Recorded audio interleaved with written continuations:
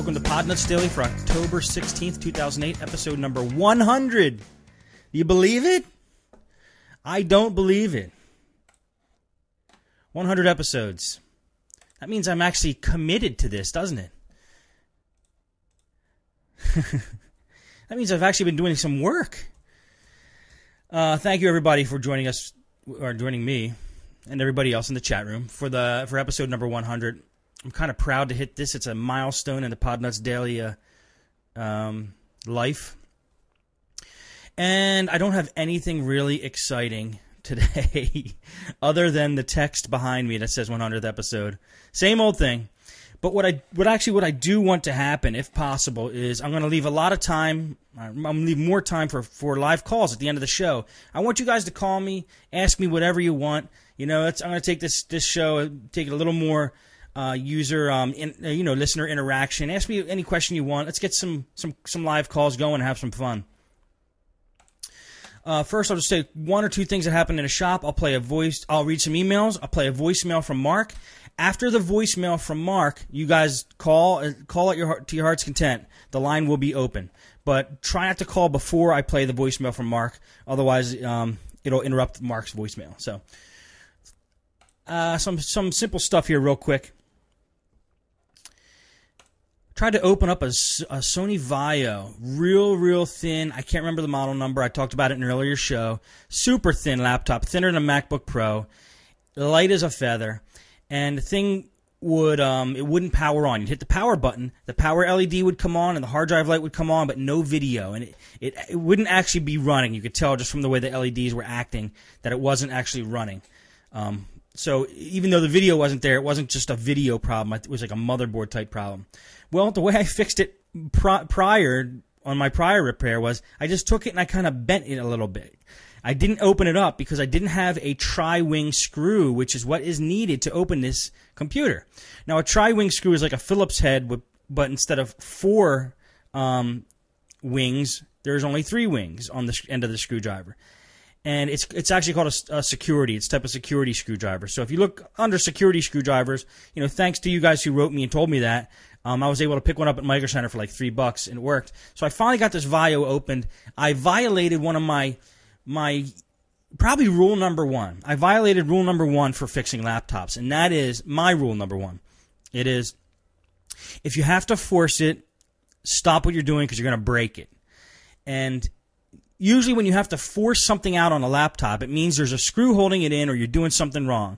If you force something, you're probably going to break it. So when you feel like you have to force a part to get it off, take a look at what you're doing, find the correct way to remove whatever part you're doing. It's either held in by a screw or it's locked in by a hinge or something is holding it together.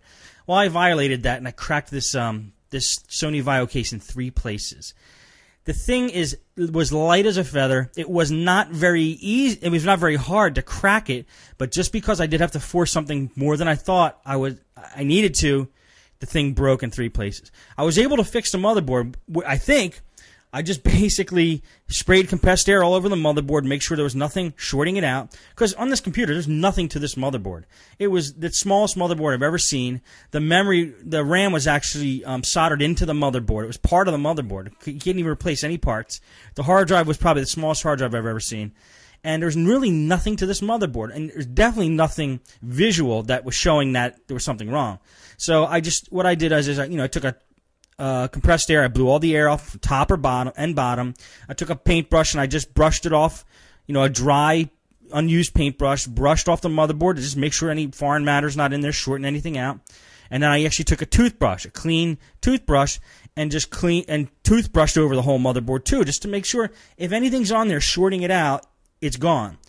And I turned the computer back on. Everything seems to be working fine now. I let it run for a couple hours, but I won't really know if everything's okay until the customer takes it home and tries it for a couple days, because this is what happened before.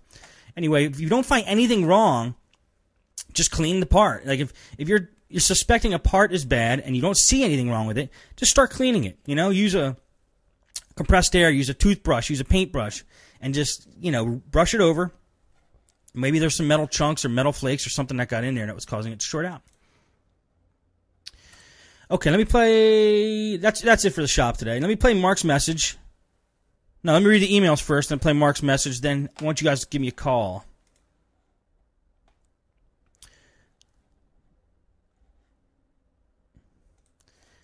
Okay, here is the emails. Steve, this is in reference to when I tried to install super anti-spyware yesterday on a computer and it wouldn't install. I actually found out today, and this is a message from Rod. I actually found out, Rod, that almost none of the programs I tried to install were installing. So it wasn't just singling out super anti-spyware. But I want to read Rod's email anyway. He says, Steve, I ran into this problem about 4 days ago. You need to change the name of the installing program to something other than super anti-spyware. Say, for instance, SAS. Now, if the install works, delete all the shortcuts of the program. Find the program in C: program files: C: program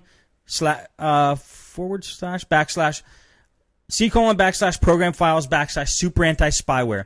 Rename the super anti-spyware.exe file to something like the cleaner. Then make a shortcut copy and place it on the desktop. You should be able to run it now. Hope this works for you. Thanks for keep up the good work, Rod.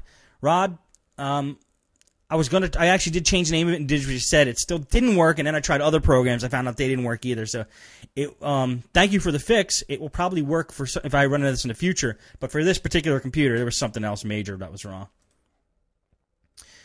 And we got here, Jeff writes, hey, Steve, I was listening to Podnutz Daily episode number 98, and here's my experience with reinstalls on OEM computers, i.e. Dell, HP, etc. I have used regular XP disks on several Dell computers. I use the product key on the side of the computer, and then I activate it online. This has worked for me. I've even taken brand new systems and installed XP just to have a clean install without all the crapware.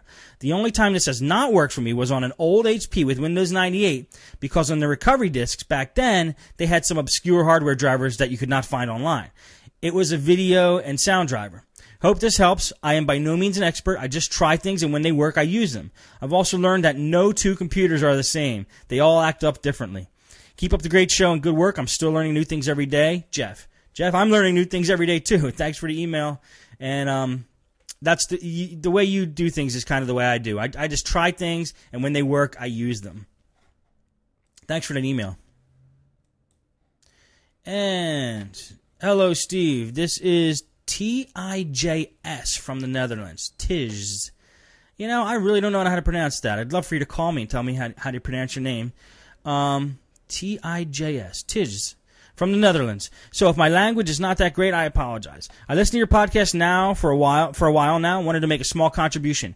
In the last couple of episodes, you mentioned a couple of times the ability to install a computer with or without another OEM install disk from another manufacturer.